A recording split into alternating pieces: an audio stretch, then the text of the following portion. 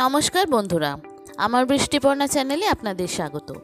আজ আমি চলে এসেছি খুব সহজ আর সুন্দর একটা রেসিপি, ইভিনিং স্ন্যাক্স, যেটা হচ্ছে আলুর চপ। কম বেশি সবাই আমরা আলুর চপ খেতে খুব ভালোবাসি। তো এই আলুর চপ পুরে ঠাসা আর খোলটা খুব পাতলা। চলুন তাহলে রেসিপিটি দেখে নেওয়া যাক। আমি এখানে আলুর চপ করার জন্য এরকম বড় সাইজের 2-3 পিস আলু নিয়েছি। এগুলোকে অর্ধেকটা করে আমি আগে প্রেসার কুকারে 2 সিটি দিয়ে নেব। ভালো করে ধুয়ে পরিষ্কার করে এটা প্রেসার কুকারে 2 সিটি দিয়ে নেব হাই ফ্লেমে, দিয়ে তারপরে ফিরে আসছি। ততক্ষণে আমি কিছুটা বাদাম নিয়েছি, একটু নারকেল নিয়েছি, একটা গোটা বড় পেঁয়াজ নিয়েছি আর 4টে শুকনো লঙ্কা নিয়েছি। আর নিয়েছি একটু ভাজা মশলা। ভাজা মশলাগুলোকে আমি জিরে, ধনে এগুলো সব গরম করে এগুলো শুকনো খোলায় ভেজে রেখেছিলাম। এবার আমি প্রথমে অল্প তেল দিয়ে বাদামগুলোকে লাল লাল করে ভেজে নেব। বাদামগুলো ভাজা হয়ে গেলে তারপরে যে নারকেলটা নিয়েছিলাম সেই নারকেলটাকেও আমি লাল লাল করে ভেজে তুলে নেব। তারপরে শুকনো লঙ্কাটাকেও তুলে ভালো করে লাল লাল করে ভেজে নেব। বন্ধুরা, রেসিপিটি যদি ভালো লাগে তাহলে আমার চ্যানেল বৃষ্টিপর্ণাকে অবশ্যই সাবস্ক্রাইব ও ফলো করে দেবেন, আর পাশে থাকার বেল আইকনটি অবশ্যই অন করে দেবেন। তাহলে যখনই আমি ভিডিও আপলোড করব আপনাদের কাছে নোটিফিকেশান চলে আসবে ভিডিও আপলোডের। কেমন হলো রেসিপিটা অবশ্যই কমেন্ট করে জানাবেন, ভালো লাগলে একটা লাইক ও শেয়ার করে দেবেন। দেখুন নারকেলগুলোও ভাজা হয়ে গেছে। এবার ওই তেলেতেই আমি শুকনো লঙ্কা যে 4টে নিয়েছি সেটা ভেজে তুলে নেব। আর ওদিকে আমার আলু 2 সিটি হয়ে গেছে, আলুটাকেও নামিয়ে আমি ঠান্ডা করতে দিয়ে দেব। দেখুন এখানে লঙ্কাগুলো ভালো করে লাল লাল করে ভেজে নেব। খুব সুন্দর খেতে হয় এইভাবে যদি আপনি বাড়িতে আলুর চপ তৈরি করে নেন। এবার দেখুন এগুলো সব ভাজা হয়ে গেছে, লঙ্কা। আর এখানে আমি পেঁয়াজ যেটা একটা নিয়েছি সেটাকে একটা গ্রেটারের সাহায্যে গ্রেট করে নেব। এইটা গ্রেট করে নিলে এতে খুব টেস্ট হয়, খুব ভালো। মিহি বাটারও দরকার নেই আর কুচোনারও দরকার নেই। একটু একটু গোটা গোটা থাকবে, আবার একটু একটু মিহি হয়ে থাকবে, সেইটা বেশি টেস্টি লাগে। দেখুন আলুগুলো সব সিদ্ধ হয়ে গেছে, খুবই গরম। একটু ঠান্ডা করে জাস্ট ওটা পটাটো স্ম্যাশারের সাহায্যে একটু স্ম্যাশ করে নেব। খুব গরম করে নিয়ে এবার এতে আমি একটু নুন দেব। প্রথমে পরিমাণ মতো, যতটা নুন লাগবে আমার পরিমাণ মতো নুন এই আলুতেই দিয়ে দেব।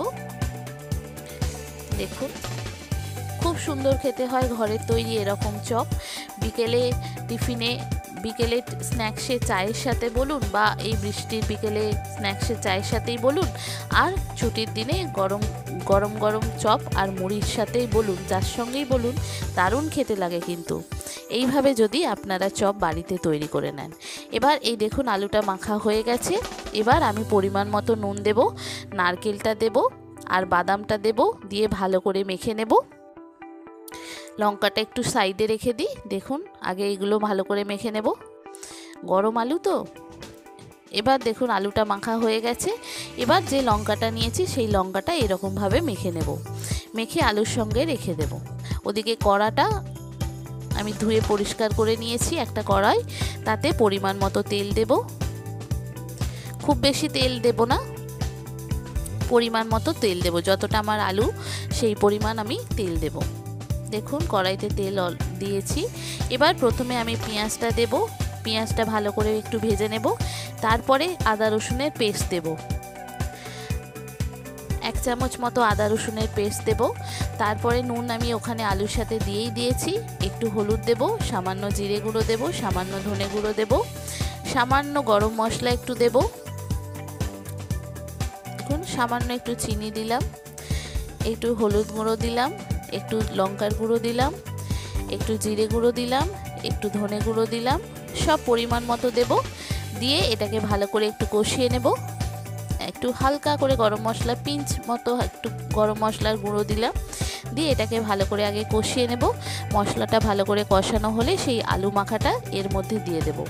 আলুটাও এর সঙ্গে ভালো করে মেখে নেওয়ার পর যে ভাজা মশলাটা আপনাদের দেখালাম ওটা হচ্ছে জিরে, ধনে, শুকনো লঙ্কা সমস্ত কিছু ভেজে একসাথে গুঁড়িয়ে রাখা আছে। গরম মশলা সমস্ত কিছু একসাথে শুকনো খোলায় ভেজে ওটাকে মিক্সিতে বেটে আমি অনেকটা করে রেখে দিই।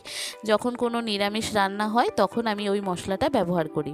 তো ওই মশলাটাও আমি 1 চামচ নিয়েছি। এই আলুটা ভালো করে এর সঙ্গে মশলাটার সঙ্গে মাখা হয়ে গেলে সব শেষে নামাবার আগে ওই মশলাটা দিয়েই তারপরে নামিয়ে নেব।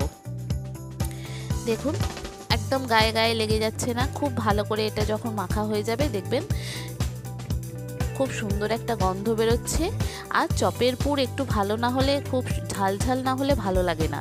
দোকানের যে চপগুলো পাওয়া যায় দেখবেন আপনার পুর মানে আলুর পুরটা তো থাকেই না, থাকে শুধু খোলাতে বেসনে ভর্তি, চেপটে চেপটে চেপটে চেপটে একদম পুরটা কিছুই থাকে না।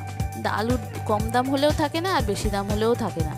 এখানে আমি যেটা করব, এটা আমাদের মেদিনীপুর জেলায় এই রকমভাবে মোটা পুর দিয়ে তৈরি হয় চপ। মানে আলুর দাম কম হলেও আপনার পুরটা মোটা হবে, আলুর দাম বেশি হলেও পুরটা এতটাই মোটা হবে।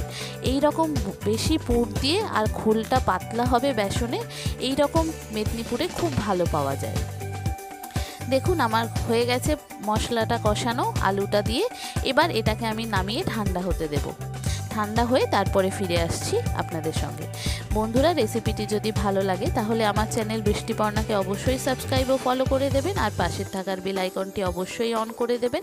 তাহলে যখন আমি নতুন ভিডিও আপলোড করব আপনাদের কাছে নোটিফিকেশান চলে আসবে। আর যে সকল নতুন বন্ধুরা আমার ভিডিওটি দেখছেন চ্যানেলটি সাবস্ক্রাইব করেনি, তাদেরকে অনুরোধ করব চ্যানেলটি সাবস্ক্রাইব করে দেওয়ার জন্য। তাহলে ভিডিও আপলোডের সাথে সাথেই আপনাদের কাছে নোটিফিকেশান চলে আসবে। দেখুন সবকটা গোল গোল করে নিয়েছিলাম। এবার হাতের সাহায্যে একটু চ্যাপটা চ্যাপটা করে নিচ্ছি। নিয়ে তারপরে আমি বেসনটা গুলবো পরিমাণ মতো। দেখেছেন কত বড় বড় গোল মানে আলুর পুরটা হচ্ছে। আর এটা যখন খাবেন এত বড় বড় চপ হবে, মানে কি বলবো আপনাকে। দেখুন সবকটা করে নিলাম। এবার আমি বেসনটা গুলবো। এখানে যতটা বেসন আপনার মানে চপ আছে, চপ করবে সেই পরিমাণ আপনাকে বেসন দিতে হবে। এরকম কোনো ব্যাপার নেই মাপে। আমি এখানে যেরকম মতো চপ মানে চপের আলুটা রয়েছে সেই মতো বেসনটা নিলাম। আর বেসনটা আমি এখানে পাতলা দেব, খুব ঘন করব না, তাহলে কিন্তু মোটা লেয়ারটাই থেকে যাবে। এই চপ কিন্তু খেতে ভালো লাগবে না। আর যত বেসনটা দেখেছেন ঘনত্বটা যত পাতলা হবে সেই চপ কিন্তু খেতে খুব ভালো হবে। এবার দেখুন আমার হাজব্যান্ডও চলে এসেছে এখানে আমার হেল্প করার জন্য। আমি একটা একটা করে এরকম ডোবাবো, ডুবিয়ে কড়াইতে দেব। আর ও কি করছে এরকম ভেজে ভেজে তুলে নেবে। আগে তেলটা একটু দেখে নিলাম গরম হয়েছে কিনা। হয়ে যাওয়ার পর আমি এরকম করে ভাজলাম, আর আমার হাজব্যান্ড এইভাবে আমাকে হেল্প করে দিল।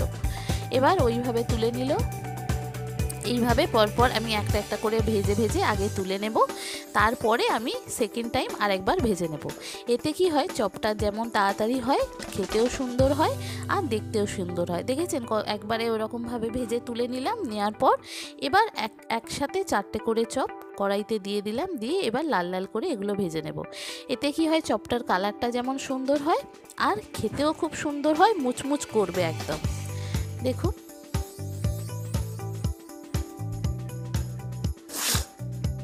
খুব সুন্দর খেতে হয়। দেখেছেন কি সুন্দর হয়ে গেছে, বড় বড় সাইজ একদম।